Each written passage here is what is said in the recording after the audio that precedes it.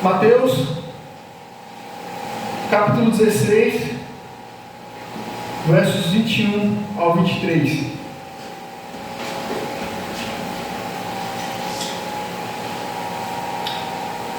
Diz a palavra do Senhor: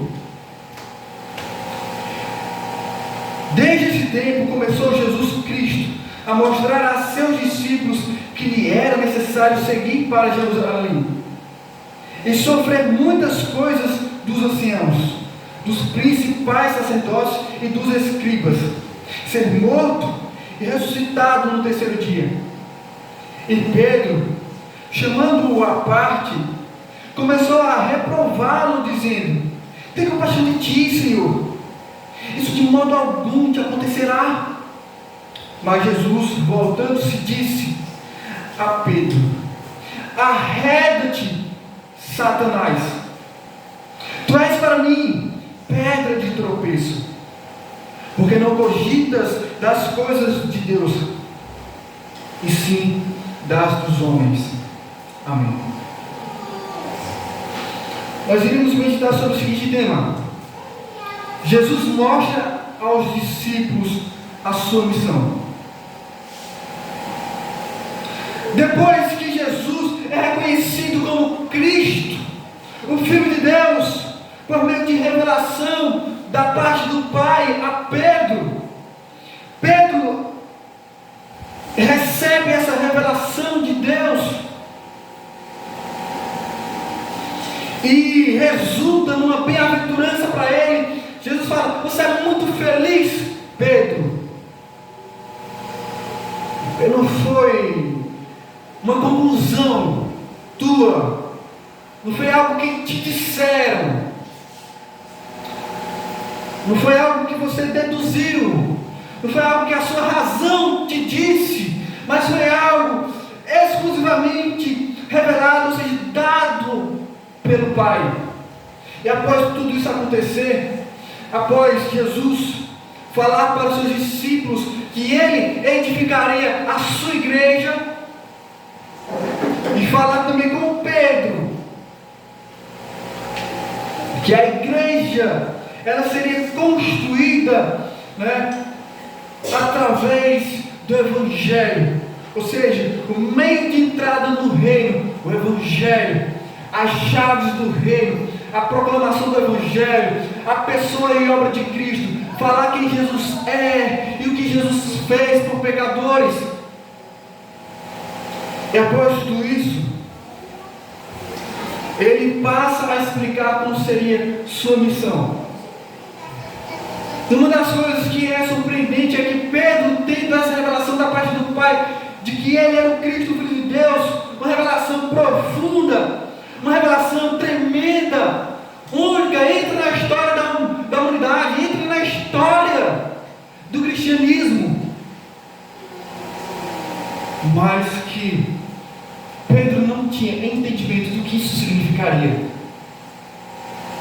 do que seria ele ser o Cristo, de qual seria a missão do Cristo, qual seria a missão do Messias.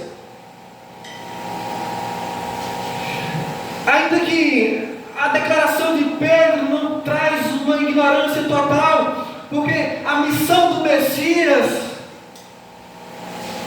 era curar os enfermos, libertar os cativos, era se posicionar como um rei, um sacerdote, era ser alguém que traria salvação, libertação. Mas como isso aconteceria não era claro. E aí o Senhor Jesus passa a explicar, a mostrar para os seus discípulos. No verso 21, Jesus vai mostrar isso aos seus discípulos e sua missão, falando que era necessário ir para Jerusalém. Essa é a primeira coisa que nós podemos perceber. Era necessário ir para Jerusalém. Desde esse tempo, ou seja, desde o momento em que houve aquela revelação de que ele era o Cristo, o Filho de Deus, e que ele edificaria a sua igreja, a partir da confissão de Pedro, e que a partir da profissão de Pedro, ele como Cristo, Filho de Deus, ele iria construir a sua igreja. O que eles não esperavam era isso, as explicações de Jesus. Jesus começou a mostrar a seus discípulos algo que até então eles não sabiam, algo que até então Jesus não tinha mostrado. Jesus começou mostrando a eles os mistérios do reino dos céus.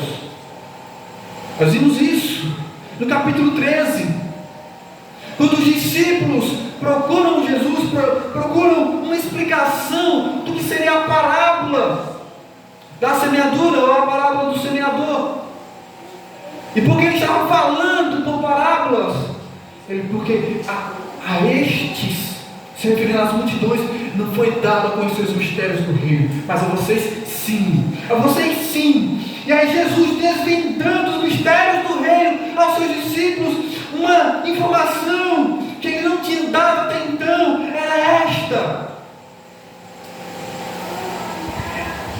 que era necessário seguir para Jerusalém. Era necessário Jesus ir para Jerusalém. E qual a importância disso? Vejamos, Jerusalém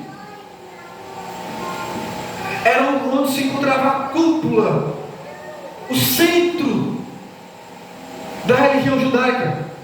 Era lá onde estavam os maiores líderes judaicos. Era lá onde estava estabelecido o Sinédrio, que era a organização da liderança judaica, a liderança religiosa judaica. Jerusalém, ou seja, seria o lugar dos opositores de Jesus. Jesus teria que ir para a cidade do grande rei, porque a promessa havia de mostrar que Jerusalém era o local do grande rei. E o que aconteceria? Jesus indo para o lugar do grande rei. Ser coroado? Não. Se bem que tentaram coroar Jesus, mas não seria assim. Não seria assim. Era necessário seguir para Jerusalém. Essa seria a caminhada do Messias. Essa seria a jornada final do Messias. Essa seria aquilo que nós chamamos a paixão de Cristo. É a partir daqui onde vai desencadear um processo que o Senhor Jesus começa a descer da Galileia para a Judéia. Era esse o momento em que o Senhor Jesus começaria a seguir rumo a final de sua missão. Até então, o que o Senhor Jesus estava mostrando eram as evidências, as clarezas de que de fato o reino de Deus era chegado. Tudo que Jesus fez, tudo que Jesus ensinou até então era demonstração da chegada do reino. Agora está na hora do grande rei estabelecer esse reino de uma vez por todas. E era indo para Jerusalém e sofrer. Três coisas aconteceriam nessa ida para Jerusalém: sofrer, morrer, ressuscitar. São esses os verbos. Jesus iria sofrer muitas coisas dos anciãos. Ou seja, os anciãos aqui eram os homens experimentados, os sábios de Jerusalém, o conselho do Sinédrio, os conselheiros da grande Jerusalém iriam aconselhar o sofrimento do Messias, iriam contribuir com os seus conselhos. Os melhores conselhos deles era para fazer sofrer o Messias, o Cristo, o Filho de Deus, da declaração de Pedro. dos principais sacerdotes e dos escribas. Ou seja, Jesus não somente ia sofrer pelo conselho de Jerusalém, mas Jesus também ia sofrer por aqueles que eram responsáveis pelos sacrifícios. Jesus estaria sendo oferecido como sacrifício em suas mãos. Jesus ia sofrer como um cordeiro sofre. Jesus iria morrer como um cordeiro morre. Jesus ia ser maltratado como os cordeiros eram tratados, de forma impiedosa, dos escribas, os doutores da lei, os grandes pensadores da lei, os grandes estudiosos da lei, os mestres da lei. Todos eles estariam indo contra e prontamente contra o Filho de Deus, o Cristo Messias. Ele iria sofrer. Essa era a caminhada do sofrimento do Cristo. Essa seria a caminhada, a trilha, rumo à morte. Ser morto. Esse seria o ponto do seu sofrimento. O seu sofrimento, através dos anciãos, dos sacerdotes, dos escribas, culminaria em sua morte, terminaria na sua morte. Ele sofreria até a morte. Ele sofreria ofensas, ele sofreria agressões, ele sofreria zombarias, ele sofreria torturas, ele sofreria a morte. E ressuscitado no terceiro dia, os discípulos estavam avisados. Terceiro dia, após todo o seu sofrimento e sua morte, após tudo isso, terceiro dia, ele ressuscitaria. Ou seja, ele teria sua vida de volta. Era necessário. Ou seja, essa era a maneira correta. Não havia outra forma de que ele se tornasse o Cristo para nós, de que ele concluísse o seu trabalho, de que ele fizesse o seu ofício. Vejamos, não é? Mateus diz Jesus Cristo, e parece ser o segundo nome dele, mas não, isso aqui é o ofício dele, é o ofício dele. Ele seria Jesus Cristo, porque ele sofreria, porque ele morreria, porque ele ressuscitaria. Essa era a missão do Messias. E após ele mostrar isso para os seus discípulos, no verso 22, Pedro reprova a missão de Jesus. Pedro reprova a missão. Após Jesus mostrar aos discípulos o que seria ser o Cristo, o que seria ser o Messias, como seria a missão dele, Pedro reprova essa missão de maneira ousada. Jesus é retirado do meio dos seus discípulos. Verso 22, Pedro chamando-o à parte. Jesus, temos algo aqui para conversar. Temos algo sério para conversar. Vem cá de canto. A retirada de Jesus do meio dos seus discípulos, Pedro chamando-o à parte, traz a ideia de uma preocupação muito grande da parte de Pedro. Mas eu quero que vocês percebam algo. A grande preocupação de Pedro traz palavras que vão contra a vontade de Deus. Quando ele chama Jesus à parte e começa ele a reprová-lo, ou seja, reprovar Jesus nessa missão.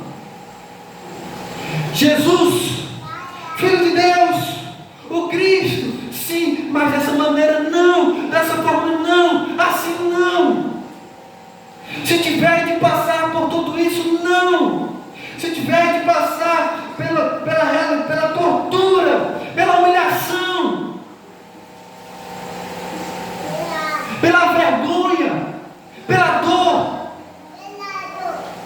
pela morte. Que preocupação da parte de Pedro nós teríamos que pensar nesse momento? Que grande preocupação! Qual dos discípulos não pensaria, o meu mestre?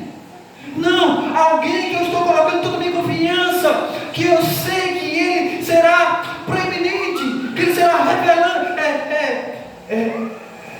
reverenciado, que ele será alguém que terá uma posição de destaque, de relevância. Quase que não fala essa palavra, vai para lá, a régua de Satanás, pois não cogita das coisas de Deus e dos homens. E aí, Pedro começa a provar essa missão, porque pensamos, se é para ser humilhado, se é para ser maltratado, se é para morrer, não. Há muita lógica no pensamento de Pedro. É o mestre dele. Ele demonstra todo o seu cuidado. Mas todo esse cuidado excessivo, toda essa preocupação dele,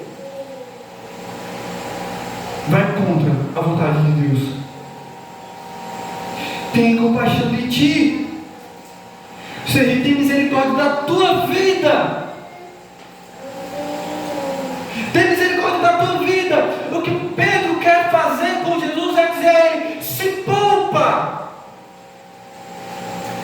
Se poupa. Para que tudo isso? Para que isso? Se poupa, Jesus. Senhor, isso de modo algum te acontecerá. Sabe o que Pedro está querendo dizer? Eu não vou deixar. Eu não vou deixar que isso te aconteça. De modo algum te acontecerá. Há uma preocupação, há uma reprovação, há uma rejeição total dos lábios de Pedro, presunçoso, Pedro apressado a concluir, Pedro apressado em observar, comparar, concluir. Ele é Cristo, ele terá que passar por isto. Assim não. Essa é a conclusão de Pedro, que não tem que passar por isso. Mas no verso 23, um pensamento reprovado por Jesus é demonstrado nesse verso. Após Jesus mostrar aos discípulos a sua missão, mostrar que era necessário ir para Jerusalém, Pedro reprova a missão, e o pensamento reprovado por Jesus foi o pensamento de Pedro. Da pior forma possível, os mesmos lábios que declararam ser Jesus, o Cristo, o Filho de Deus, o Filho do Deus vivo, são os mesmos lábios que reprovam Jesus. Mas Jesus, voltando-se, disse a Pedro, voltando-se aqui, é uma resposta a Pedro. E Jesus diz: arreda Satanás. E é necessário explicar isso aqui. O que seria isso? Pedro estava possesso por Satanás? Não, não seria isso. Jesus está dizendo que Pedro é Satanás?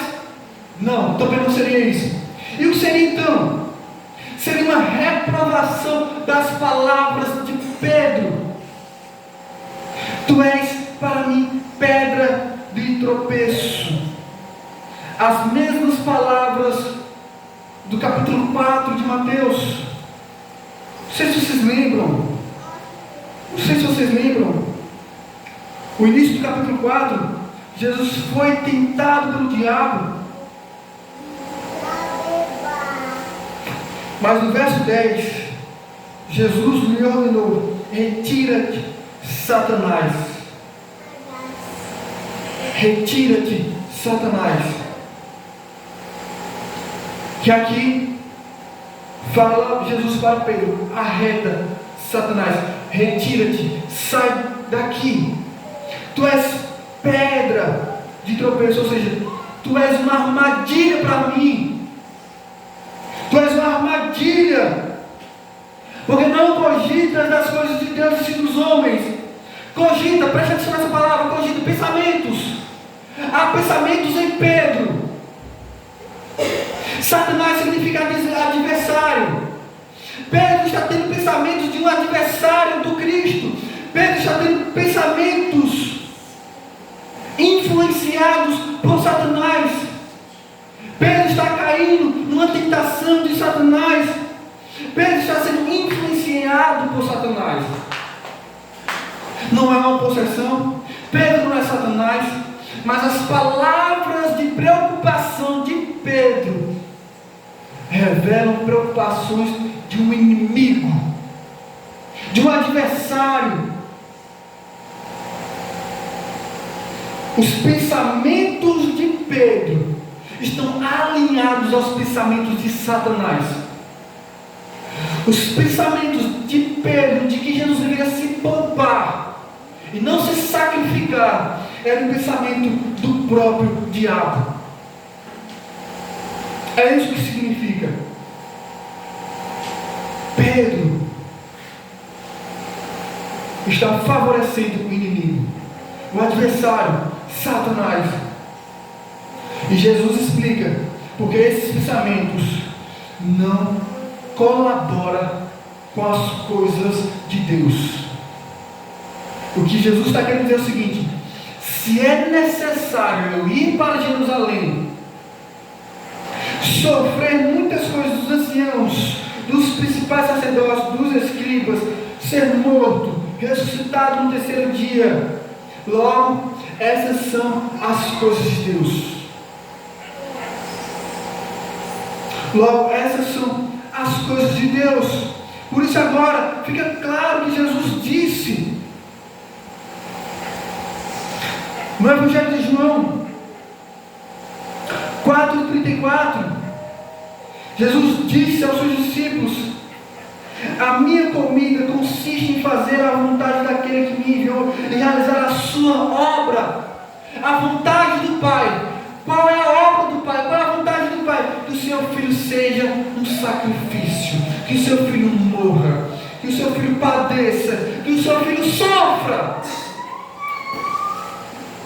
Essa é a obra de Deus, essas são as coisas de Deus, essa é a missão dada por Deus ao seu filho. E os pensamentos de Pedro, que estão alinhados, assim, assim, com os pensamentos do diabo,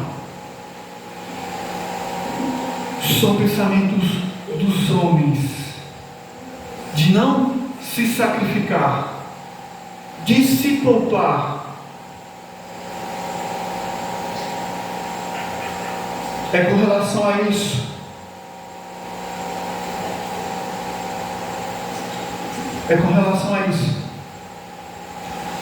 Mas o que isso nos ensina? Primeiro, você precisa crer que Jesus sofreu, morreu pelos seus pecados, para ser salvo dos seus pecados. Só há uma maneira de sermos salvos dos nossos pecados através da morte do nosso Salvador, da ressurreição do nosso Salvador, do sofrimento do nosso Salvador. Lá em Atos capítulo 2, rapidamente, lá em Atos capítulo 2, Pedro explique para os judeus uma grande questão. Atos 2, 23 em diante. Pedro disse: sendo este entregue pelo determinado desígnio e presciência de Deus. Quem foi entregue? Jesus foi entregue para morrer. Vós o matastes, crucificando por mãos de homens maus, a qual, porém, Deus o ressuscitou, rompendo os grilhões da morte, porquanto não era possível que fosse ele retido por ela, ou seja, pela morte. Verso 37, ouvindo eles estas coisas, sentiram um grande aperto nos seus corações, e perguntaram a Pedro e aos demais apóstolos: que faremos agora, irmãos? Respondeu Pedro: arrependei-vos, e cada um de vós seja batizado em nome de Jesus Cristo para remissão dos vossos pecados, e recebereis o dom do Espírito Santo. Era necessário. A nossa salvação é por meio de um Cristo sofredor. Por meio de um Cristo sofredor. Nós jamais podemos esquecer isso, irmãos. Sabe por quê? Porque quando nós somos acochados, pressionados, quando nos encontramos num beco sem saída, quando tropeçamos, quando somos perseguidos, são coisas como essas que nós devemos lembrar. Nós temos um Cristo sofredor. O discípulo não é melhor do que o seu mestre. Nós somos discípulos de um Cristo sofredor. Nós somos seguidores de um Jesus sofredor. Nós temos um Salvador que foi hostilizado, que sofreu muitas coisas para ser o nosso libertador e libertador dos nossos pecados. Segunda coisa que nós podemos aprender com relação a isso: não pense que foi sem custo algum para ter o Filho de Deus como Salvador. Se para Pedro naquele momento pensar que ter um mestre sofredor, um Cristo sofredor, fosse algo absurdo para ele, longe esteja dos nossos pensamentos tal coisa, pensar que nós não temos um Salvador, que para que fosse o nosso Salvador, custou-lhe a vida. Custou-lhe a vida para que tivéssemos vida. Isaías 53, rapidamente,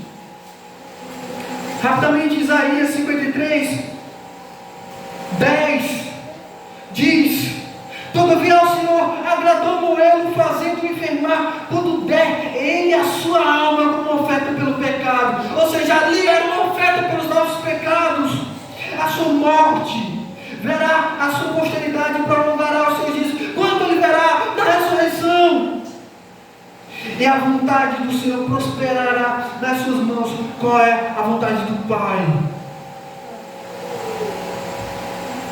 Que nenhum daqueles que Ele deu ao seu Filho para ser o libertador, para ser o Salvador, nenhum pereça, nenhum se perca. Por isso João 3,16 faz tão sentido assim para nós. Nós não pereceremos, nós não morreremos, mas nós iremos ser uma prosperidade nas mãos do Senhor. Ele verá o fruto do penoso trabalho. Que trabalho penoso é esse? Que trabalho dificultoso é esse? Que trabalho árduo é esse? Que trabalho difícil é esse? A sua entrega, a sua oferta, ele indo para Jerusalém, morrendo pelos nossos pecados. Nós temos um Salvador, e para que isso acontecesse, tinha que custar-lhe a vida. Isso não pode sair de nossa mente. Nós não podemos esquecer isso. Nós não podemos esquecer isso. Sabe por quê? Porque é quando nós esquecemos isso que nos sobe uma soberba, uma arrogância sem medida em nossas mentes, em nossos corações, de tal maneira que nós somos arrogantes, presunçosos, insensíveis e prontos para atacar, para pisar, para massacrar qualquer pecador.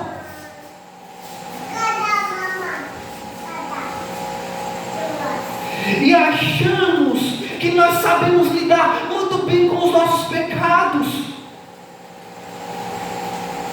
E nos enganamos uma maneira de nós nos dar bem e continuar nossa vida cristã, sem que nós tenhamos que lidar com a realidade de que Jesus morreu pelos nossos pecados, os quais nós devemos nos arrepender. É necessário entender que nós temos um Cristo que custou-lhe a vida para nos dar vida.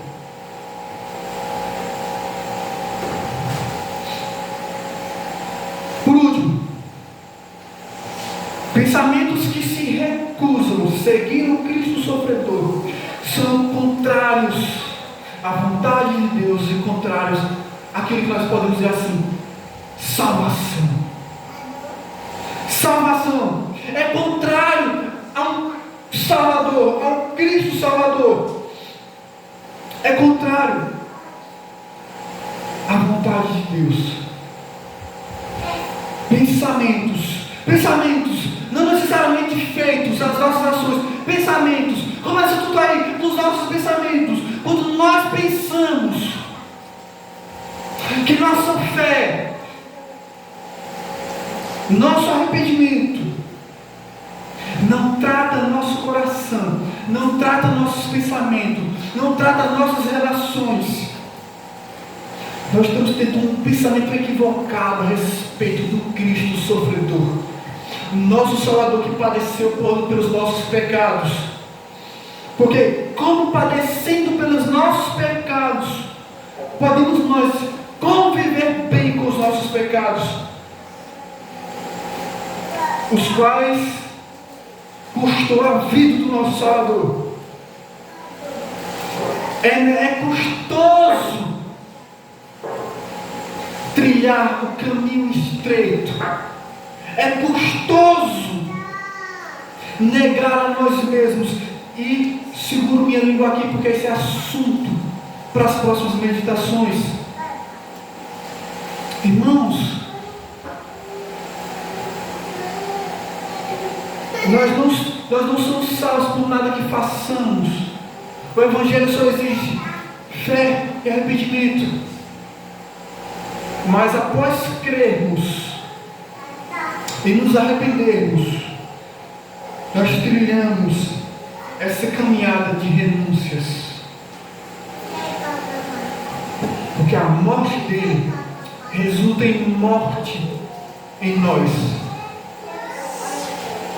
Ele morreu pelos nossos pecados para que nós vivêssemos morrendo para os nossos pecados, para que a vida que há nele em sua ressurreição haja vida em nós, em nossas vitórias contra o pecado. Creiamos, Jesus mostrou aos seus discípulos a sua missão.